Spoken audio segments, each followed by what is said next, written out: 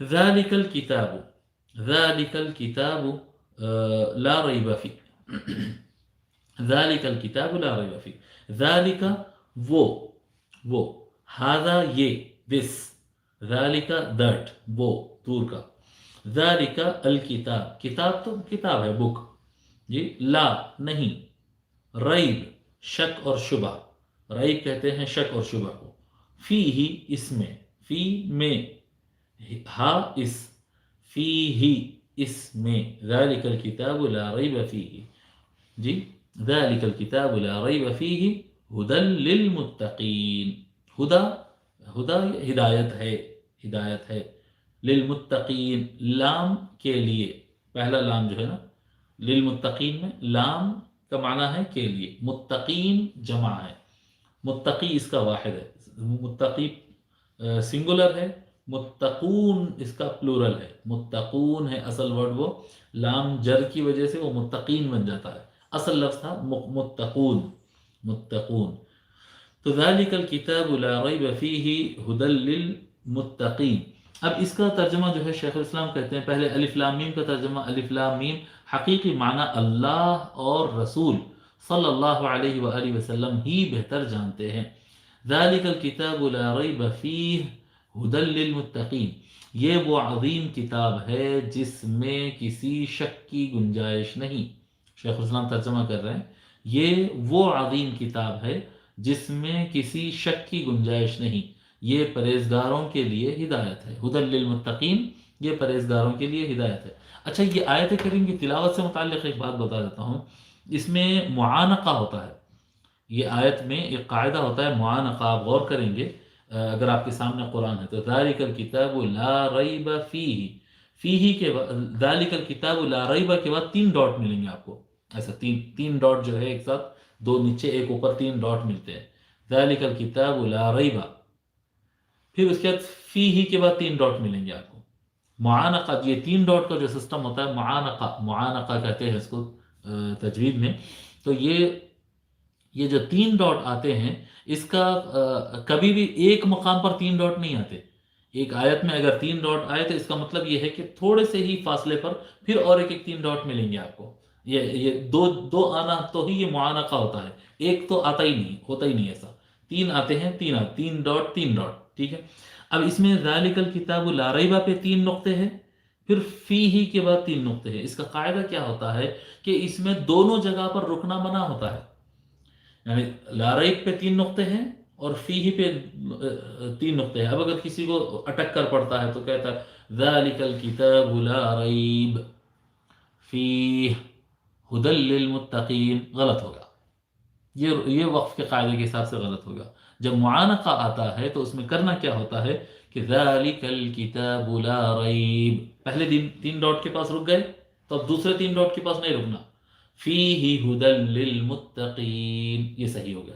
اچھا ٹھیک ہے، نہیں بھائی ہم پہلے 3 ڈاٹ کے پاس نہیں رک رہے تو کیا کرنا پڑے گا، دوسرے 3 ڈاٹ کے پاس رکنا ہے، ذالک الکتاب لا ریب فیہ، یہ بھی ٹھیک ہو گیا، ہدی للمتقین، تو یا پہلے پہ رکے تو دوسرے پر نہیں رکنا ہے، دوسرے پر رکنا ہے تو پہلے پر نہیں رکنا ہے، یا پھر ایک صورت یہ ہو سکتی ہے کہ آپ کہیں پر بھی نہ رکو، ذالک الکتاب لا ریب فیہ ہدی للمتقین، پورا ملا دیا، پورا ملانا بھی صحیح ہے، دونوں میں سے کسی ایک پہ رکنا بھی صحیح ہے، دونوں پہ رکے تو غلط ہو جاتا ہے۔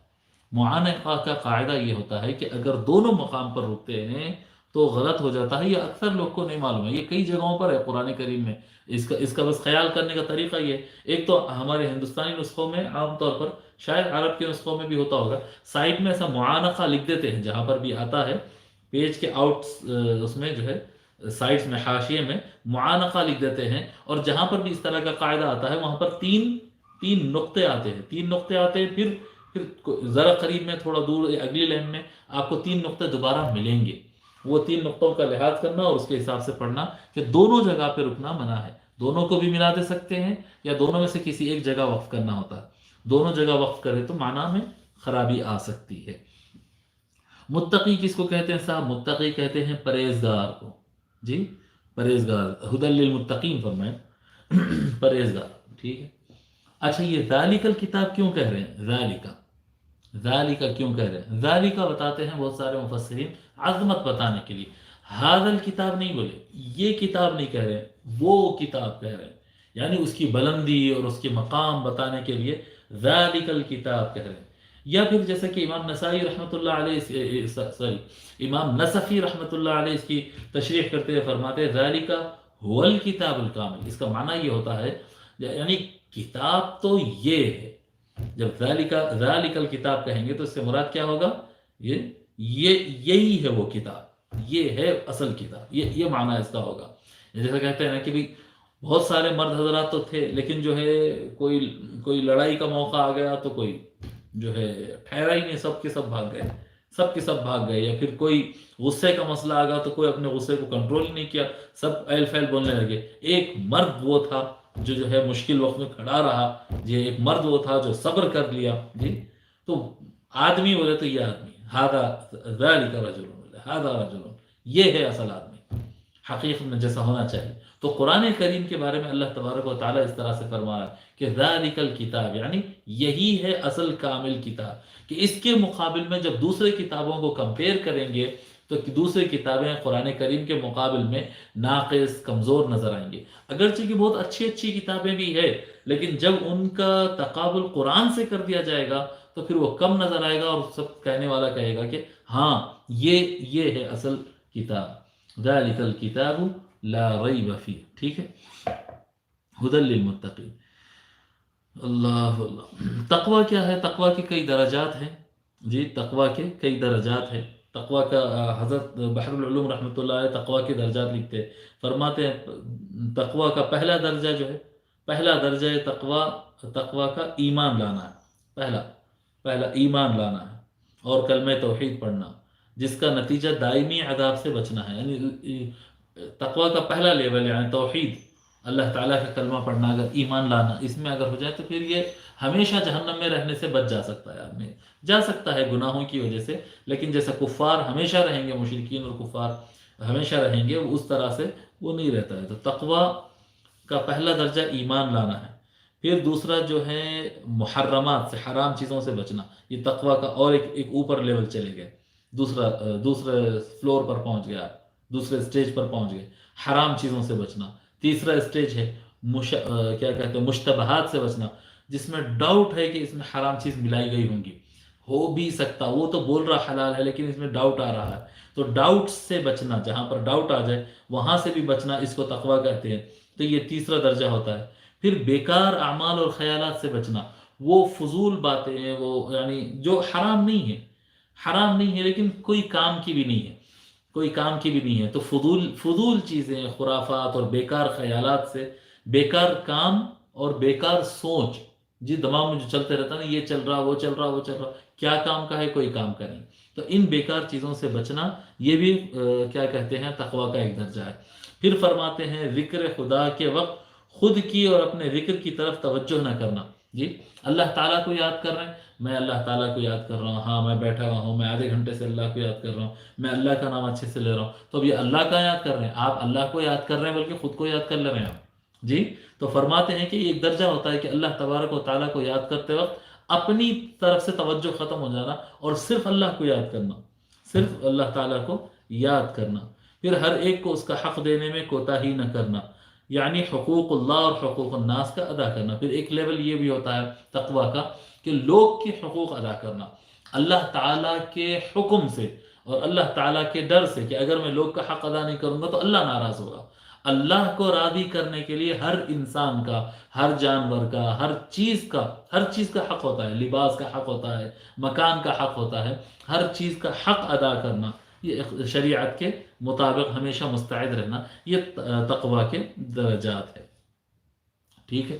اب یہ آیت کریمہ کے 2-3 طرح کے ترجمے ہوتے ہیں، اور اس کے اندر تھوڑے سے معنی اور رہ گئے ہیں، انشاءاللہ تعالی ہم کل اس کو پڑھ کر دوسری آیت کے معنی مکمل کر کے تیسری آیت بھی انشاءاللہ تعالی کل ہم پڑھ لیں گے۔ آج کے لیے اتنا کافی ہے۔ کیا کہتے ہیں، دوسری آیت کا ہمارا مطالعہ جاری تھا، اس کو ہم کنٹینیو کرتے ہیں۔ اعوذ باللہ من الشیطان الرجیم، بسم اللہ الرحمن الرحیم، ذالک الکتاب لا ریب فیہ ھدی للمتقین۔ ہم اس کی تقطیع کر کے ایک ایک ورڈ کا، ایک ایک لفظ کا الگ الگ معنی بھی بتا چکے ہیں، اور اس کے اندر جو معانقہ ہے وہ بھی پچھلے درس میں ہم، پچھلے مطالعے میں ہم کر چکے ہیں۔ اور متقین میں تقوی کے اقسام جو بحر العلوم رحمۃ اللہ علیہ تقوی کے درجات جو بتائے ہیں اس کو بھی ہم بیان کر چکے ہیں۔ اب قرآن کریم کے اس آیت کا ذالک الکتاب لا ریب فیہ، اس کا جو ترجمہ ہے اتنے حصے کا، ھدی للمتقین کی بات نہیں کر رہے ہیں، ذالک الکتاب لا ریب فیہ، اتنے حصے کا جو ترجمہ ہے اس کے بارے میں بحر العلوم قبلہ رحمۃ اللہ علیہ فرماتے ہیں کہ یہ وقف کے اور جملوں کے لحاظ سے تبدیل ہوگا، اس کا ٹرانسلیشن دو الگ الگ طریقوں سے آ سکتا ہے، اور دونوں بھی معنی بالکل پرفیکٹ ہے جس کو بڑے مفسرین سب بیان کیے ہیں۔ ایک ترجمہ ہوگا جب ہم کہیں گے ذالک الکتاب، یہی ہے کتاب، یہی ہے کتاب، اور ہم یہ تشریح کر چکے ہیں پچھلی مرتبہ کہ یہ ایسا ہے کہ جب اس کے مقابل میں دوسری کتابوں کو لایا جائے اور کمپیئر کر کے دیکھا جائے تو اندازہ ہوگا کہ کتاب تو اس کو کہا جانا چاہیے، کہ اس کے مقابل میں کوئی کتاب نہیں ہے، اگرچہ کہ وہ بھی اچھی کتابیں ہیں، وہ کتابیں ان کی بھی عظمت ہے، ان کے اندر بھی علم ہے، سب کچھ ہے، لیکن جب ان کو قرآن سے کمپیئر کیا جاتا ہے تو یہی کہنا پڑے گا کہ کتاب تو قرآن ہی ہے، اور قرآن کے مقابل میں اگر کوئی آئے تو کوئی کتاب کہلانے کے لائق نہیں ہے۔ اگر وہ اس کو الگ سے دیکھیں گے تو وہ شاندار کتاب ہے، لیکن قرآن سے کمپیئر کرتے ہوئے وہ کوئی، کہ قرآن کے مقابل میں وہ کوئی کتاب نہیں ہے۔ لا ریب فیہ، اور یہ ایسی عظمت والی کتاب ہے کہ اس میں کوئی عقل والا شک ہی نہیں کر سکتا ہے، کوئی صاحب عقل اس کے اندر شک نہیں کر سکتا۔ یہ کتاب میں ایسا مضبوط مضمون ہے، ایسی لاجیکل باتیں ہیں، اور ایسی غیب کی خبریں ہیں، اور ایسی قدیم زمانے کی خبریں ہیں، اور ایسے مستقبل کی خبریں ہیں، ایسی اس کے اندر گہری سائنس ہے، اس کے اندر گہرا قانون ہے، ہر چیز ایسا ملتا ہے اس کے اندر کہ یہ پڑھنے کے بعد کوئی صاحب عقل، کوئی سمجھدار انسان اس کا انکار ہی نہیں کر سکتا، سوائے یہ کہ اس کے اندر کوئی جہالت ہو اور عداوت ہو، دشمنی ہو، تو وہ انکار کرے تو ایک الگ بات ہوگی، ٹھیک ہے۔ تو ایک طرح سے یہ ترجمہ ہوگا کہ ذالک الکتاب لا ریب فیہ کا، اور دوسرا ترجمہ اس کا ہوگا یعنی وہ کتاب جس کے متعلق گزشتہ پیغمبروں نے پیشگوئی کی تھی، یہ بھی یہ وہی قرآن ہے۔ حضرت موسیٰ علیہ السلام تشریف لائے، حضرت عیسیٰ علیہ السلام تشریف لائے، جتنے بھی انبیاء آئے ہیں سب حضور صلی اللہ علیہ وآلہ وسلم کے آنے کا ذکر کیے ہیں، اور حضور صلی اللہ علیہ وآلہ وسلم کی کتاب اور ان کی شریعت آخری شریعت اور آخری کتاب ہونے کا انہوں نے ذکر کیا ہے اپنی کتابوں کے اندر۔ تو ذالک الکتاب، وہ کتاب جس کو موسیٰ نے بتایا تھا، ذالک الکتاب، وہ کتاب جس کے بارے میں یوسف ذکر کرتے تھے، جس کے بارے میں نوح ذکر کرتے تھے، جس کے بارے میں عیسیٰ بتاتے تھے علیہم السلام اجمعین، تو ذالک الکتاب ادھر مراد ہو جائے گا، ذالک الکتاب، وہ کتاب جس کو سابقہ پیغمبروں نے اس کے آنے کی پیشن گوئی کی تھی، جی، لا ریب فیہ، اس میں کسی قسم کے، اس بات میں کوئی کسی قسم کا شک و شبہ نہیں اس قرآن میں، کہ یہی وہ قرآن ہے کہ جو انبیاء نے جس کا ذکر کیا تھا، اس بات میں کوئی شک و شبہ نہیں ہے۔ یہ بھی ایک ترجمہ ہوتا ہے ذالک الکتاب لا ریب فیہ۔ ھدی للمتقین، ھدی للمتقین، یہ قرآن کریم ہدایت ہے متقین کے لیے۔ متقین ہم بتائے، متقی کا معنی ہوتا ہے پرہیز کرنے والا، احتیاط کرنے والا، جس چیز میں انسان کو تھوڑا سا شک ہو۔ ہاں، یہاں پر امام نصفی رحمۃ اللہ علیہ تفسیر مدارک التنزیل میں فرماتے ہیں وحقیقت الریبہ، جی، لا ریب فیہ کا جو لفظ ہے نا، لا ریب فیہ، اس میں کوئی شک نہیں، اس کتاب میں کوئی شک نہیں، اس کے بارے میں فرماتے ہیں حقیقت الریبۃ قلق النفس واضطرابها۔ ریبہ اور یہ شک جو ہے اس چیز کو کہتے ہیں کہ نفس اور ضمیر متوتر ہونا، نفس کا بے چین ہونا، ضمیر کا اندر سے جو آواز رہتی ہے نا، ہر آدمی کے ایک من کی ایک آواز رہتی، قلب کی، ضمیر کی ایک آواز رہتی ہے، ضمیر کی آواز اندر سے آنا اور وہ بے چین رہنا، ضمیر بے چین رہنا کہ میں صحیح کر رہا ہوں یا نہیں کر رہا ہوں، کرنا چاہیے یا نہیں کرنا چاہیے، اس کو کہتے ہیں ریبہ، جی۔ اور جو ریب میں نہیں رہتے ہیں وہ متقی لوگ ہوتے ہیں، جو تقوی کا رستہ اختیار کر لیتے ہیں وہ ریب سے باہر نکل جاتے ہیں۔ متقین کے وقت اس لیے میں یاد کیا اس کو، جی۔ ریب کس کو کہتے ہیں بتائیں؟ دل کا کسی کام کے لیے بے چین ہونا، صحیح ہے یا نہیں ہے، کرنا چاہیے نہیں کرنا چاہیے، جی، یہ یہاں پر ریب آ جاتا ہے۔ اور یہ ایمان کا عکس ہے، ایمان جو ہے یقین اور ریب، یقین کہتے ہیں بس یہی ہے خلاص، یہ مان لیے. اور ریب میں جو ہوتا ہے وہ انسان کو جو ہے شک رہتا ہے، توتر ہے، صحیح ہے کہ نہیں، کہ کرنا چاہیے کہ نہیں کرنا چاہیے کہ. ٹھیک ہے، تو فرماتے ہیں وَمِنْهُ قَوْلُهُ علیہ السلام، آقا نبی اکرم صلی اللہ علیہ وآلہ وسلم کا فرمان اسی سے ملتا ہے، دع ما یریبک الی ما لا یریبک. جی، جو چیز آپ کو شک میں ڈالتی ہے اس کو چھوڑ کر آپ اس چیز کی طرف چلے جاؤ جو آپ کو شک سے باہر ہو، جو آپ کے شک سے باہر ہو. فَإِنَّ الشَّكَّ رِيبَ وَإِنَّ الصِّدْقَ طَمَأْنِينَ. بے شک شک آپ کے دل کو، ضمیر کو بے چین رکھتا ہے. ریبہ ہم بتائیں نا، من کا بے چین ہونا، من کا مضطرب ہونا، اس کو ریبہ کہتے ہیں. فرماتے آقا صلی اللہ علیہ وآلہ وسلم فَإِنَّ الشَّكَّ رِيبَ. جس چیز میں آپ کو شک ہو جاتا ہے تو پھر وہ آپ کے دل کو بے چین کر کے رکھ دیتا ہے. فَإِنَّ الشَّكَّ رِيبَ. یہ بے چینی ہے، بے قراری ہے، بے سکونی ہے، یہاں پر سکون نہیں رہتا ہے. وَإِنَّ الصِّدْقَ طَمَأْنِينَ. اور جو بات بالکل پکی اور سچی ہوتی ہے وہاں پر اطمینان ہو جاتا ہے. اور اس کائنات کا سب سے بڑا سچ کیا ہے؟ اس کائنات کی سب سے بڑی حقیقت اللہ. جی، یہ کائنات کا خالق اللہ ہے. جو انسان کے علم میں سب سے بڑی حقیقت آ سکتی ہے وہ اللہ ہے. اس واسطے کیونکہ سب سے بڑی حقیقت اللہ ہے اور اللہ کے مقابل میں کوئی اور حق نہیں، اللہ ہی حق ہے. اس وجہ سے جو ہے الا بذکر اللہ تطمئن القلوب، آگاہ ہو جاؤ کہ اللہ کا ذکر کرنے سے من کو سکون مل جاتا ہے، کیونکہ وہ سب سے بڑا حق ہے. جب آدمی حق اور صدق اور سچائی کو پاتا ہے تو اس کے قلب کو سکون ملتا ہے. اور جب آدمی سچائی سے ہٹ کر مشکوک اشیاء میں چلے جاتا ہے کہ صحیح ہے یا غلط ہے، پتہ نہیں کیا ہے کیسا ہے، لیکن اس کو کرتے جا رہے ہیں، تو وہاں پر انسان کی بے چینی اور ہول اور پریشانی اور ضمیر کا اندر سے مضطرب رہنا، پریشان رہنا، یہ بڑھ جاتا ہے. فَإِنَّ الشَّكَّ رِيبَةٌ وَإِنَّ الصِّدْقَ طَمَأْنِينَ. اب متقین جو ہوتے ہیں، متقین ھدی للمتقین، یہ قرآن کریم، یہ ذَلِكَ الْكِتَابُ لَا رَيْبَ فِيهِ، یہ وہی کتاب ہے اور یہ اس پہ کوئی شک نہیں ہے. یہ وہ کتاب ہے کہ اس میں کسی قسم کا کوئی شک نہیں ہے، اور یہ ہدایت ہے متقین کے لیے. ہدایت ہے متقین کے لیے جو یہ قرآن کی حقیقت کو تسلیم کر لیتے ہیں اور تقوی کا راہ اختیار کرتے ہیں. تقوی میں کیا ہوتا ہے صاحب؟ تقوی کے اندر یہ ہوتا ہے جن لوگوں کی تقوی کے اندر یہ ہوتا ہے. اچھا، وہ آگے بیان کر رہے ہیں کیا؟ نہیں، یہی بیان کر دیتے ہیں. تقوی کے اندر ہوتا یہ ہے کہ جس چیز میں آپ کو تھوڑا سا بھی شک آ گیا اس کو آپ چھوڑ دو. پرہیز کرنے کا جو معنی ہے تقوی میں، ویسے کئی معنی ہیں، یہاں پر اور معنی بھی بیان کریں گے. ایک معنی میں بتا رہا ہوں کہ پرہیز کرنا، بچنا. کس سے بچنا؟ جس چیز میں بھی غلطی کا امکان ہو اس میں بچنا ہے. یعنی اگر آپ کہیں پر کھانا کھانے کے لیے گئے ہیں، کسی ہوٹل گئے، ریسٹورنٹ گئے، اور آپ کھانے کے لیے بیٹھے، آپ کو خیال آیا کہ بھئی معلوم کر لیا جائے، پتہ نہیں یہاں ہوٹل میں جو گوشت سرو کرتے ہیں یہ لوگ، یہ حلال ہے یا حرام ہے. ایک شک، حلال ہی ہوگا لیکن پوچھ لیتے ہیں. جی، پوچھ لیتے ہیں. آپ کسی سے پوچھ لیے، جو وہاں کا ویٹر ہوتا ہے، مینیجر ہوتا ہے، جو بھی ہو ریسٹورنٹ والا، اس سے پوچھ لیے کہ بھئی گوشت حلال ہے یہاں پر؟ ہاں حلال ہے. اب اس کے باوجود بھی وہ بیان کر دینے کے بعد بھی اگر دل میں بے چینی ہے تھوڑی سی، حلال ہے کہ نہیں ہے، کہ استاد یہ لوگ بیچنے کے لیے بول دے رہے ہوں گے، کیونکہ اگر یہ لوگ حلال نہیں ہیں بولے تو ہم ہوٹل سے چلے جائیں گے، ریسٹورنٹ چھوڑ کے ہم چلے جائیں گے.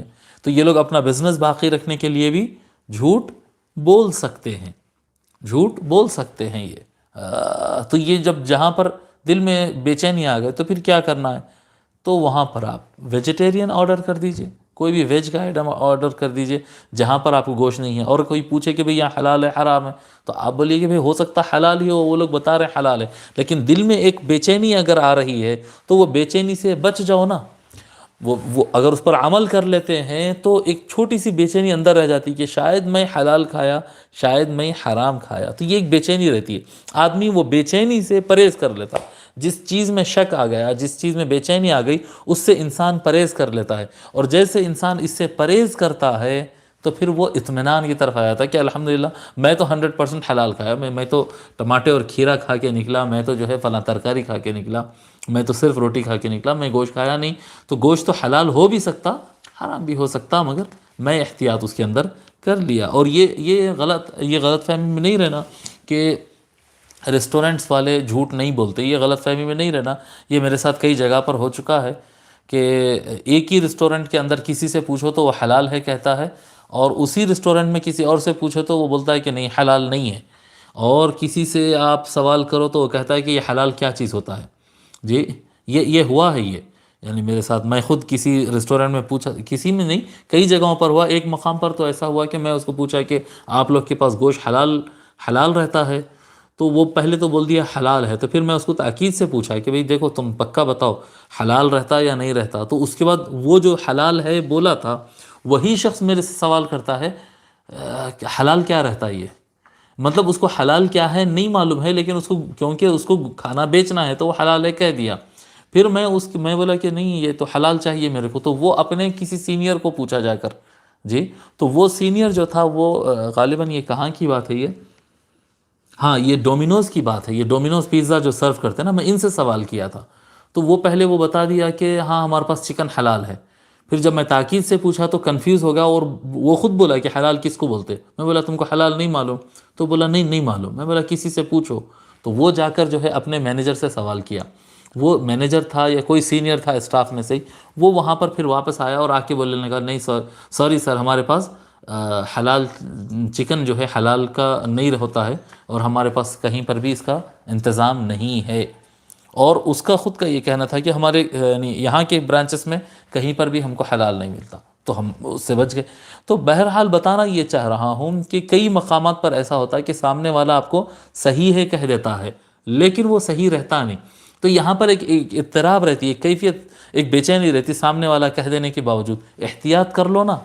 کیا ہوتا اگر وہ گوشت نہیں کھائے ایک مرتبہ، تو کیا جان چلے جاتی، کیا مر جاتے، کیا کمزور پڑ جاتے؟ کچھ نہیں ہونا ہے، تو تھوڑا احتیاط کر لو۔ تو یہ تقویٰ ہے، تقویٰ ہے جہاں پر آپ کو تھوڑا سا شک ہو رہا ہے اس کو ترک کر دو، اس کو ترک کر دو۔ اب یہ ایک ایگزامپل، ابھی محرم چل رہا ہے، محرم کا مہینہ ہے، اور آج جو ہے 10 محرم ہے۔ 10 محرم سے متعلق لوگ بولتے ہیں کہ روزہ رکھنا چاہیے یا روزہ نہیں رکھنا چاہیے۔ میں آپ کو بتاؤں کہ روزہ رکھنا پہلے فرض تھا، محرم کا روزہ رکھنا پہلے فرض تھا، بعد میں جو ہے رمضان کے روزے فرض ہو گئے، تو پھر یہ محرم کا روزہ پھر فرض نہیں رہا، تو پھر محرم کا روزہ جو ہے وہ مسنون ہو گیا اور نفل ہو گیا۔ اب یہ فرض نہیں رہا، اب آپ چاہے تو رکھ سکتے ہیں، چاہے تو نہیں رکھ سکتے ہیں، آپ کی مرضی کی بات ہے۔ جو آدمی رکھے گا اس کو ثواب ملے گا، اور جو آدمی نہیں رکھے گا اس کو کوئی گناہ نہیں، مرضی کی بات ہے، اس کے رکھ سکتا ہے۔ لیکن اب جو ہے بعض لوگ اس کے اوپر شدت کرتے ہیں، بولتے ہیں کہ نہیں یہ روزہ سرے سے ہے ہی نہیں، اور ایسا نہیں ہے ویسا نہیں ہے۔ بھئی یا تو یہ روزہ ہے یا تو یہ روزہ نہیں ہے، ٹھیک ہے؟ اگر یہ روزہ نہیں ہے، اگر یہ روزہ ہے اور آپ نہیں رہے تو آپ سے سنت ترک ہو گئی، سنت ترک ہو گئی۔ اگر یہ حضور صلی اللہ علیہ وآلہ وسلم کی یہ سنت رہی ہے، اور یہ صحابہ کی سنت رہی ہے، اور سب کی سنت رہی ہے یہ، جی یعنی شریعت کے اندر اگر اس کا درجہ مسنون روزے کا ہے، سنت مؤکدہ نہیں کہیں آپ، سنت غیر مؤکدہ کر لیجئے، لیکن اگر اس کا مسنون درجہ ہے اور آپ اس کو رکھ لیے تو بہت خوشی کی بات ہے۔ لیکن اگر آپ نہیں رکھے یہ روزہ تو پھر آپ سے ایک سنت ترک ہو گئی۔ اس کے بمقابل بالکل آپ مان لیجئے تھوڑی دیر کے لیے کہ یہ روزہ ہے ہی نہیں، ایسی کوئی روایت ہی نہیں، حالانکہ روایتیں ہیں، لیکن اگر تھوڑی دیر کے لیے مان لیجئے کہ سرے سے کوئی روزہ ہی نہیں ہے، اور سرے سے ایسا کوئی حکم ہی نہیں ہے، وہ تھا فرض تھا منسوخ ہو گیا، ابھی بالکل کچھ بھی نہیں ہے، اور آپ روزہ رکھ لیے، تو کیا ہوا؟ ایک نفل روزہ ہو گیا جس کا ثواب بھی تو ملنا ہے۔ سنت روزہ رکھیں گے تو زیادہ ثواب ملے گا، نفل روزہ رکھیں گے تو بھی ثواب ہی ملے گا، گناہ کا کوئی کام نہیں ہے اس کے اندر، گناہ کا کوئی کام نہیں ہے اس کے اندر، تو محرم کا روزہ رکھ لینا چاہیے۔ میں سمجھتا ہوں کہ تقوی اس بات کا تقاضا کرتا ہے کہ آپ کیا کہتے ہیں، محرم کا روزہ رکھ لیجئے، ٹھیک ہے۔ ہدی للمتقین، یہ تقوی کا یہ ایک معنی۔ اور دوسرا جو ہے فرماتے ہیں حضرت قبلہ رحمۃ اللہ علیہ، جن لوگوں کی فطرت میں ایمان اور تقوی ہے ان کے لیے قرآن ہدایت ہے، اور سراپا ہدایت ہے۔ جن لوگوں کے مزاج میں تقوی ہے، جو لوگ مزاجاً تقوی کا رستہ اختیار کرتے، یعنی جہاں پر بھی تھوڑا شک ہوتا ہے وہ شک کے راستے کو چھوڑتے ہیں اور یقین کے راستے کو پکڑتے چلے جاتے ہیں، ایسا جو لوگ عمل کرتے جاتے ہیں ان کو قرآن ان کے لیے یقیناً ہدایت ہوتا ہے، ان کو ہدایت عطا فرما دیتا ہے۔ اب اس کے اندر ایک سوال یہ پیدا ہوتا کہ جو آدمی کو ہدایت نصیب ہوتی ہے تو پھر وہ متقی ہوتا ہے، یعنی متقی وہ انسان ہوتا ہے جس کے پاس پہلے سے ہدایت ہے، تو پھر متقی کو ہدایت دینا کیا مطلب ہوتا ہے؟ متقی کو ہدایت دینا کیا مطلب ہوا؟ یعنی متقی تو وہ انسان ہے، پہلے ہدایت ملتی ہے، تو ہدایت ملنے کی وجہ سے بندہ مومن اور اعلیٰ درجے پر تقوی کی طرف چلے گا۔ اب متقین کو ہدایت دیتا ہے، متقین کے لیے قرآن ہدایت ہے، اس کا کیا معنی ہے؟ تو اس کا ایک معنی یہ ہے، اس کا معنی یہ ہوتا ہے کہ جیسا اہدنا الصراط المستقیم پہ ہم کیا فرمائے تھے، اس کا ایک معنی یہ ہے کہ ہم ہدایت پر ہے، اے اللہ یہ ہدایت کے راستے پر ہم کو مضبوط فرما دے۔ تو جو لوگ تقوی کی راہ اختیار کرتے ہیں، اس معنی کے اعتبار سے جو لوگ تقوی کی راہ اختیار کرتے ہیں، جن کو ہدایت مل گئی اور وہ متقی ہو گئے، تو اب ان کو ہدایت سے وہ بھٹکیں گے نہیں، اب وہ ہدایت پر مضبوط ہو جائیں گے۔ جو لوگ ہدایت پر آ گئے ہیں لیکن لاپرواہی کرتے ہیں، وہ لوگ بھٹک سکتے ہیں۔ جو لوگ ہدایت پر آ گئے اور تقوی کا راہ اختیار کر لیے، احتیاط کی راہ اختیار کر لیے، شک کا راستہ چھوڑ کر یقین کے راستے کو پکڑ لیے ہیں، ایسے افراد پھر بھٹکتے نہیں ہیں، بلکہ یہ ہدایت پر مضبوطی سے جم جاتے ہیں۔ یہ ایک معنی ہے ہدی للمتقین کا۔ اور اس کا دوسرا معنی ہے کہ جو آدمی تقوی کا راہ اختیار کرتا، جو متقی ہو گیا ہے، اس کو ہدایت اگلے درجے کی تقوی کی ہو جاتی ہے۔ جو ایمان، حضور اکرم صلی اللہ علیہ وآلہ وسلم کا فرمان ہے، جہاں تک مجھے یاد ہے مسلم شریف کی روایت ہے، نبی اکرم صلی اللہ علیہ وآلہ وسلم ارشاد فرماتے ہیں الایمان یزید و ینقص، ایمان بڑھتا بھی ہے، ایمان گھٹتا بھی ہے۔ ایمان ایک لیول پر اسٹیبل نہیں رہتا ہے، اسٹیبل نہیں رہتا۔ آپ غور کریے، کبھی کسی اچھے واعظ، کسی اچھے مولانا، کسی اچھے اللہ والے کی صحبت میں بیٹھیے، ایک ایمان کی ایک عجیب کیفیت رہتی ہے، ایسا لگتا ہے کہ بس یہ دنیا چھوڑ دو، بس کیا رکھا ہے اس کے اندر، بس اللہ ہی اللہ، جی ایسا کیفیت ہو جاتی ہے۔ پھر واپس آ جاتے ہیں، پھر اپنے جو ہے گھر بار میں بیوی بچے کاروبار وغیرہ میں لگ جاتے ہیں، ٹی وی وغیرہ دیکھتے کرتے ہیں، بس انجوائے کرتے ہیں، اللہ کو بھول ہی جاتے ہیں۔ تو یہ کیا ہوتا ہے، ایمان کا لیول ہائی بھی ہوتا ہے، ایمان کا لیول کمزور بھی ہوتا ہے، تو یہ اس کے اندر فلکچویشن ہوتا ہے۔ اور اسی طرح سے تقوی میں بھی ہوتے رہتا ہے، ایمان کا ہی حصہ ہے نا تقوی، ایمان کا ہی ایک درجہ ہے۔ تو یہ جو تقوی ہے، یہ تقوی بھی جو ہے کم اور زیادہ ہوتا رہتا ہے۔ جب انسان کو تقوی کی ہدایت ملتی ہے، ایک لیول اس کو تقوی کا مل جاتا ہے اور وہ اس پر مضبوطی سے جم جاتا ہے، تو اس کو اگلے لیول کی ہدایت مل جاتی ہے۔ ہدی للمتقین، قرآن کریم تقوی والوں کو ہدایت دیتا ہے، اور اعلیٰ درجے کی ایمان کی طرف، اور اعلیٰ درجے کی تقوی کی طرف ان کو ہدایت عطا فرماتا ہے۔ ہدی للمتقین، تو ذالک الکتاب لا ریب فیہ ہدی للمتقین، یہ وہ کتاب ہے اس میں کسی قسم کا شک و شبہ نہیں، وہ پرہیزگاروں کے لیے ہدایت ہے۔ شیخ الاسلام اس کا ترجمہ فرمائے ہیں ذالک الکتاب لا ریب فیہ، یہ وہ عظیم کتاب ہے جس میں کسی شک کی گنجائش نہیں، یہ پرہیزگاروں کے لیے ہدایت ہے، یہ متقین کے لیے یعنی پرہیزگاروں کے لیے ہدایت ہے۔ بہترین ہو گیا یہ۔